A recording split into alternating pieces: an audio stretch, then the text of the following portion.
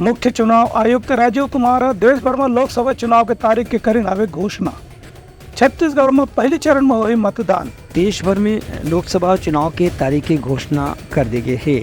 आज देश के मुख्य चुनाव आयुक्त राजीव कुमार अपन दो साथी सुखबीर सिंह संधू और ज्ञानेश कुमार के साथ में पत्रकार वार्ता लेके देश भर के अलग अलग राज्य में लोकसभा चुनाव के तारीख और नामांकन के तिथि के घोषणा करी।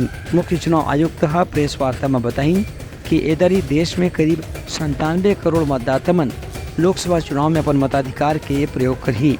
उन्हें देश भर में 543 संसदीय सीट पर मतदान कराया जाए।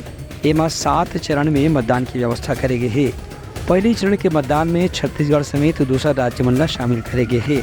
उन्हें 4 जून के पूरा देश के हर राज्य के लोकसभा चुनाव के बाद और कुछ राज्य की विधानसभा चुनाव के बाद एक साथ मतगणना के दौरान परिणाम घोषित करे जाही। उनका कहना रही है कि चुनाव के घोषणा के संगे संग आज ले आचार संहिता लागू हो गई है। अब एक हर बात कोई भी सरकार जन कल्याणकारी घोषणा या कोई किस्म के लोकार्पण भूमि पूजन नहीं कर पाई।